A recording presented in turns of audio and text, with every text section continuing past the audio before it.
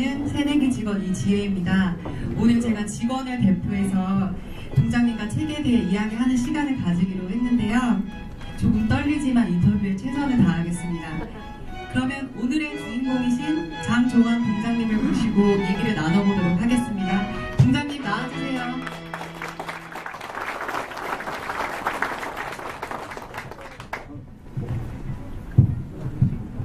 지금 제 손에 들고 있는 이 책이 이번에 동장님이 출판하신 책인데요. 제목은 도시에서 마을을 꿈꾸다. 부제는 서교동 문화동장의 주민자치 이야기입니다.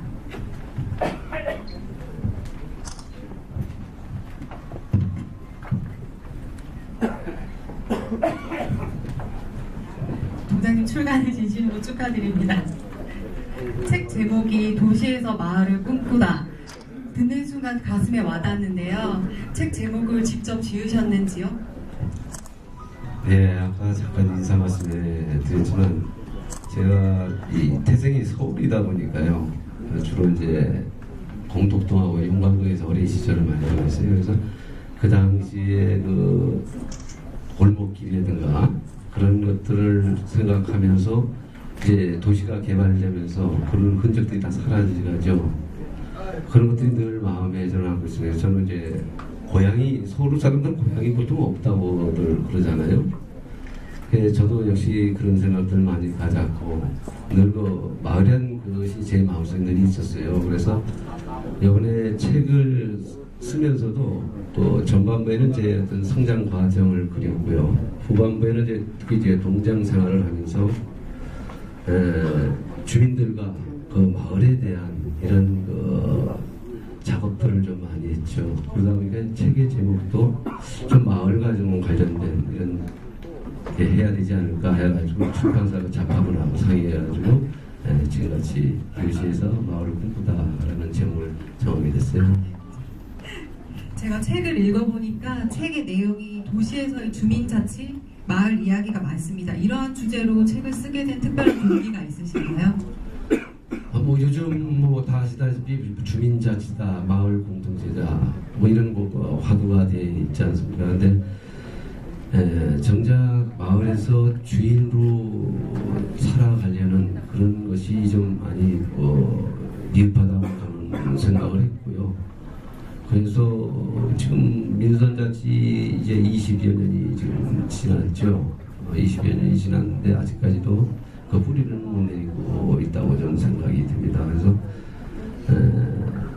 이 마을에서의 주인, 과연 주인은 누구인지, 또 마을과 나는 어떤 관계인지, 이제 이런 것들을 저는 이제 지역 문화를 통해서 이렇게 주민들하고 이렇게 그걸 만들어가면서 마을에 대한 관심과 애정을 갖고 또 마을의 정체성을 찾는 이런 작업들을 이제 주민들하고 써서 이 지역 문화를 매개로 해가지고 이렇게 했어요. 그래서 책 내용이 이제 그렇듯이 저는 이제 자치나 이 마을 공동체에 대한 작업을 나름대로 그렇게 한번 펼쳐봤습니다. 네, 감사합니다. 저희 후배들 중에도 공직에 있는 동안 책을 출판해보는 것이 소원인 직원이 있는데요. 책을 쓰자면 자료 수집부터 퇴고, 탈고, 출판하기까지 여러 고비가 있었을 것으로 생각이 되는데요.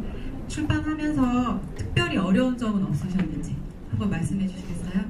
저도 책을 이렇게 발간할 거라는 생각은 못했어요. 이제 퇴임이 가까우면서 그동안에 해왔던 것들이 이제 뭔가 글로 써보고 싶은 생각이 들어가지고 이제 결국 책을 쓰게 됐는데요. 평소에 그런 생각이 없다 보니까 이런 자료들이 제가 축적된 게 없었어요. 그래서 거의 그 기억을 더듬어가면서 쓰다 보니까 좀 책 내용이 체계가 좀 안 잡힌 듯도 합니다만은 그런 것들은 어쩐거나 내가 지금 뭐 얘기했지? 출판하는데 어려운 점이 없으셨는지, 출판하는 과정에서 어려운 점이 없으셨는지. 이게 더 자연스럽지 않아요?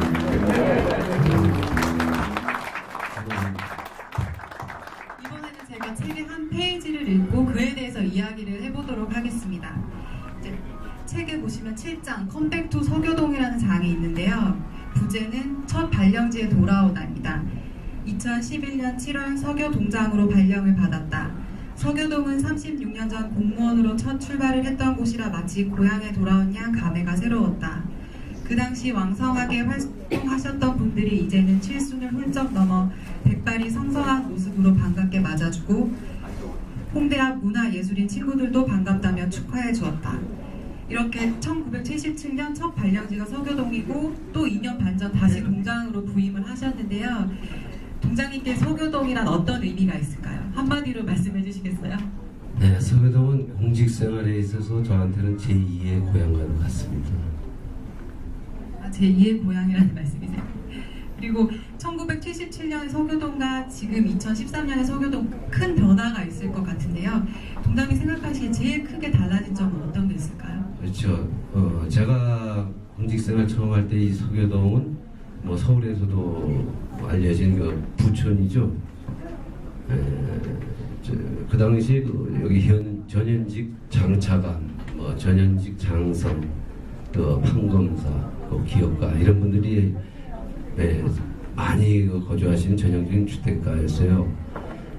한 예로 그 당시에 저희 직원들끼리 어떤 얘기를 했냐면 전현직 장성들의 별을 보면 바켓으로 하나다라는 정도로 이렇게 많았습니다. 고직 공무원들도 많이 계셨지만 그런 지역인데 지금에 와서의 서교동은 이제 홍대 앞이 1990년대에서부터 홍대 앞이 문화가 꽃피면서 주변에 이제 클럽이라든가 또 이런 보기 좋은 카페, 그다음에 트렌디한 업체들, 또 오피스텔 뭐 이런 것들이 들어섰죠. 하여튼 뭐 천지개벽을 했다고 생각합니다. 네, 동장님 말씀 잘 들었습니다. 이제 마지막 인터뷰가 될 것 같은데요. 흔히들 은퇴 후 제2의 인생이 다시 시작된다고 합니다. 동장님께서는 이제 열흘 후면 사실상 야인이 되시는데 어떤 사람은 동장님께서 퇴직 후 문화 분야에 이제 좀 봉사하지 않을까 하고 추측하기도 합니다. 퇴직 후 앞으로의 인생에 특별한 계획이 있으신가요? 아직까지 특별한 계획은 없어요. 근데 기회가 혹시 주어진다면은 그 홍대 앞에 그 문화예술하는 분들과 그분들이 좀 뭔가 좀 편안하게 창작 작업을 할 수 있는 이런 일들을 제가 힘이 된다면 그런 일들 좀 같이 좀 해보고 싶고요. 또 하나는 그 일본의 그 시부야 대학이라고 있죠. 그냥 대학 캠퍼스가 있는 것이 아니고 아마 우리로 하면 평생 이런 학습이라는 게 평생 교육 아마 이런 형태일 겁니다. 뭐냐면은 지역에 있는 그 각자 그 재능을 가진 분들이 서로 배우고 가르쳐주고 하는 이제 마을에서요. 이제 이런 거죠. 저 홍대 앞도 많은 분들이 재능 가진 분들이 많이 계시죠. 뭐 홍대 앞뿐이 아니라 이 마포 전체를 볼 때 저는 이제 그런 분들이 좀 뭔가 배움을 필요로 하는 사람들한테 가르쳐주고 또 배운 사람은 또 다른 사람한테 그런 걸 배울 수 있는 선생이 학생이 되고 학생이 선생이 되는 이런 그 배움의 공동체 이런 것들을 좀 만들어 보고 싶어요. 근데 그 물론 큰 작업일 겁니다. 그래서 뭐 이건 뭐 꿈입니다만은 거기서 그래서 제가 아마 총장을 해보는 괜찮죠? 제가 배움을